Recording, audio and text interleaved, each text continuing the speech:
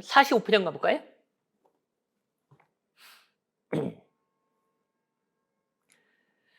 첫째 줄 읽어볼게요. 라부아제는 보일과 마찬가지로 측정이야말로 화학의 핵심이라고 여겼다.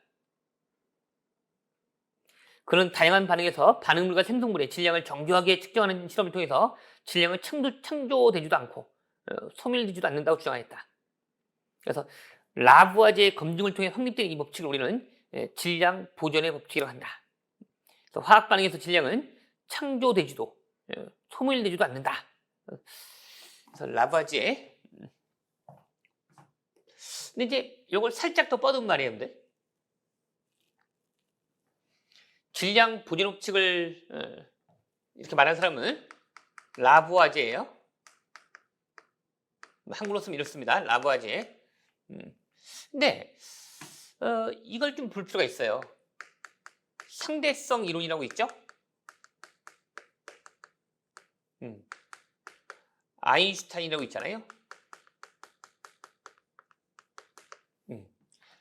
에너지는 mc 제곱이라고 했죠? 쉽게 보면 에너지하고 질량은 비례한다는 거예요. 어려운 말하면 에너지 질량 등가의 원리라고 해요. 에너지를 질량으로 환산할 수 있고요. 또 질량을 에너지로 환산할 수 있습니다. 그때 비례상수가 일종의 c 제곱. c는 빛의 속도잖아요.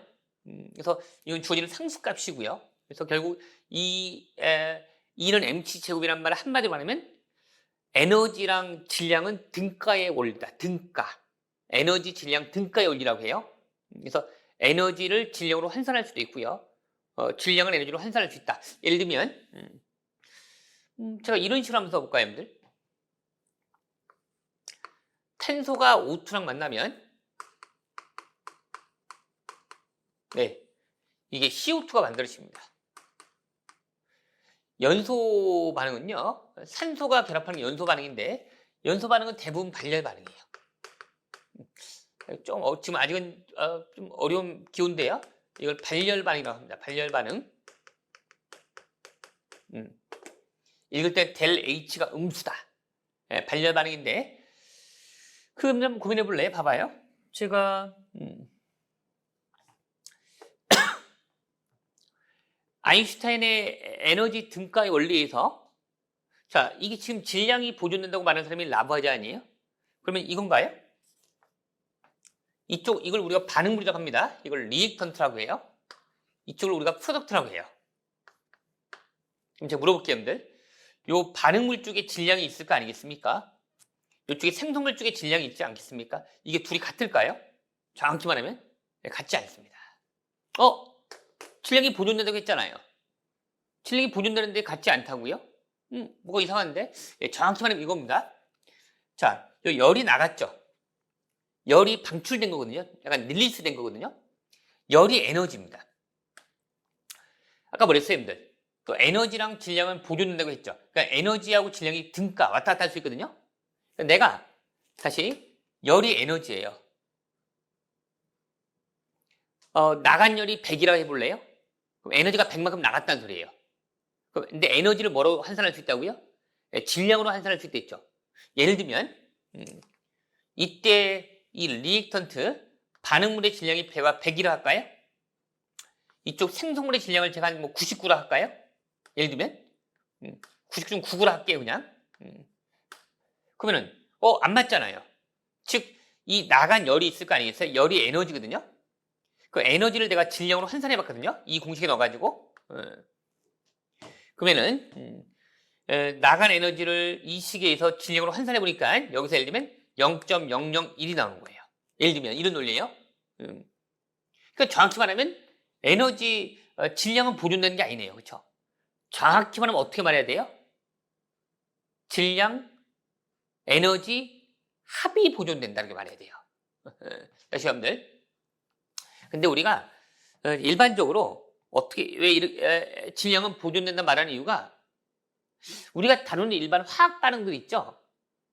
우리가 다루는 화학 반응들에서 열을 흡수하기도 하고 열을 방출하기도 하는데 그 에너지 있잖아요. 그 나간 에너지, 열이 에너지니까 나간 열, 같은 말로 나간 에너지, 들어온 열, 들어온 에너지를 아까 E는 mc제곱에 집어넣어서 질량으로 환산해 보잖아요. 뭐 예를 들면 그 환산된 질량이 10의 마이너스 30승g이에요. 뭐라고요?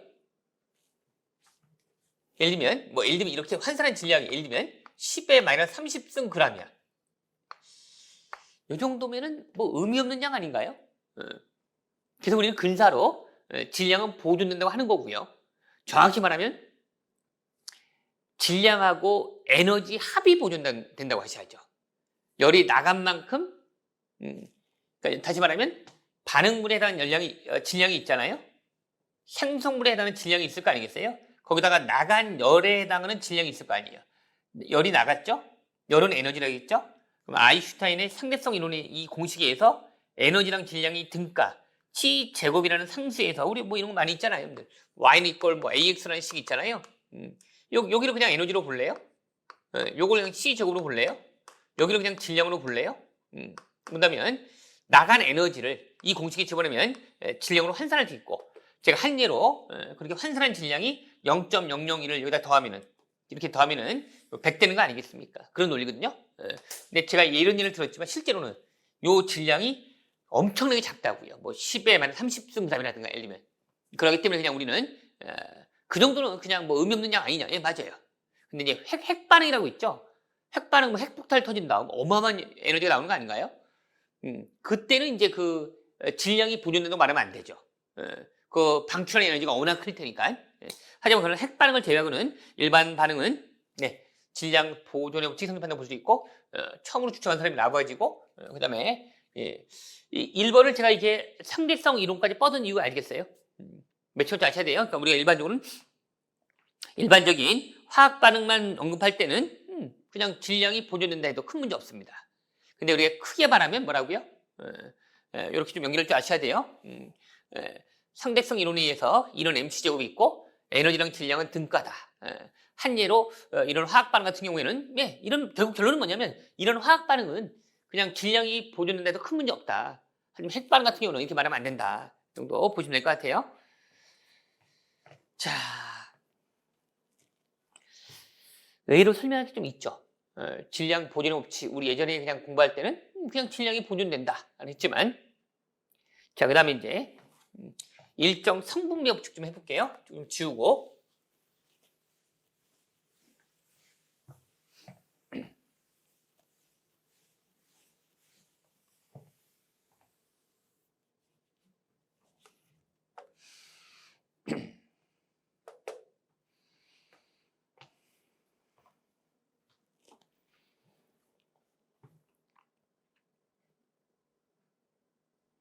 거기 세 번째 문단인가요?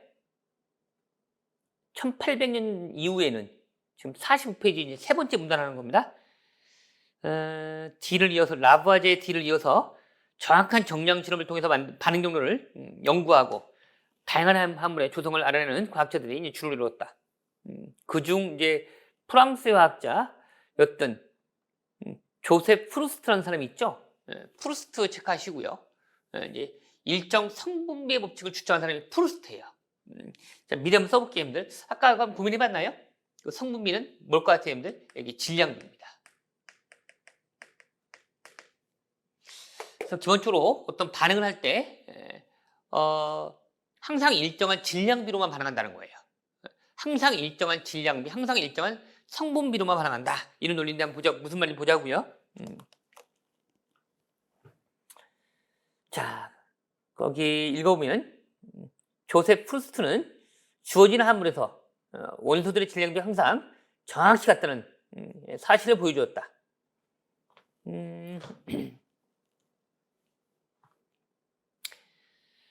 이거를 이제 조금 더 이제 뻗으면 이런 논리입니다. 제가 이렇게 한번 설명해 볼까요? 어떤 탄소하고 O2가 반응을 할 때 CO2가 만들어진다 합시다. 얘는 지금 어떻게 됩니까? 1대 1로 반응하죠. 참고로 탄소 1몰은 말이에요. 12g입니다.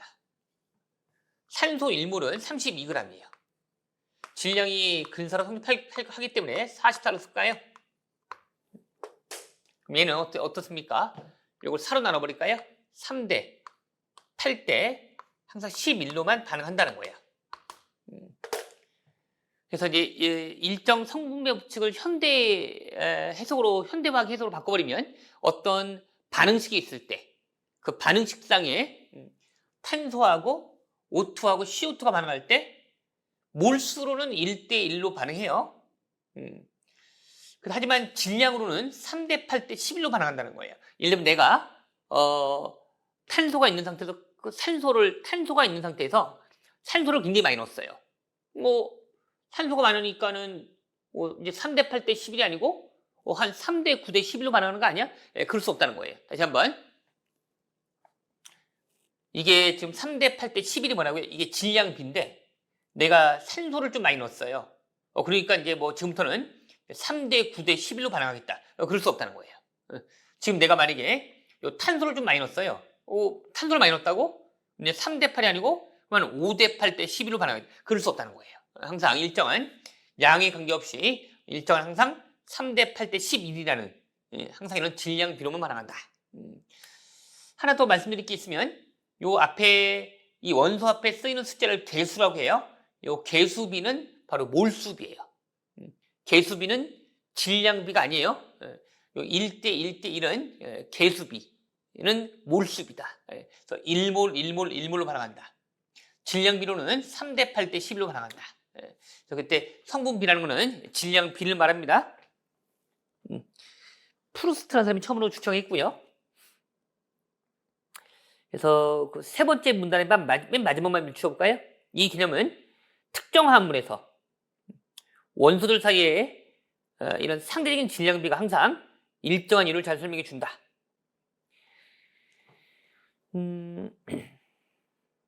마지막으로 이제 배수 비례 법칙인데요. 그 밑에 표가 하나 나왔죠?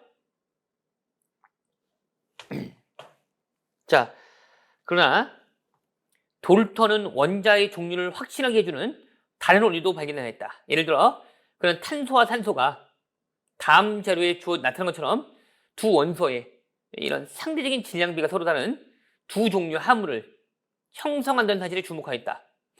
그 화합물을 원하고 투럼 써볼까요, 제가?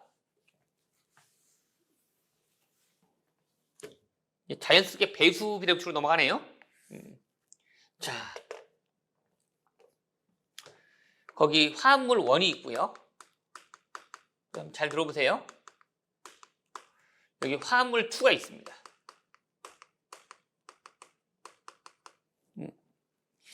탄소 1g과 반응하는 결합하는 여기 탄소 1g과 결합하는 그 산소의 질량이 나왔어요.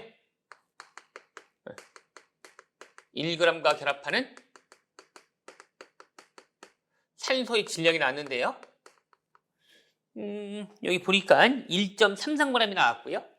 1.33g이 나왔고 2.66g이 나왔어요. 요 사이는 뭡니까? 어떤 간단한 지금 정수비가 성립하잖아요. 1대 2라는.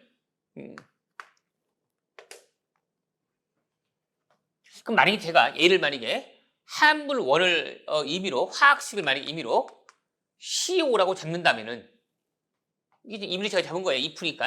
그럼 얘는 뭐가 됩니까? 이게 딱 설정돼 버리면은 탄소 1g하고 결합하는 산소의 질량이 얘가 1일 때 얘가 2잖아요. 그럼 얘는 CO2가 되겠네요. 얘가 1일 때가 2니까. 그렇죠?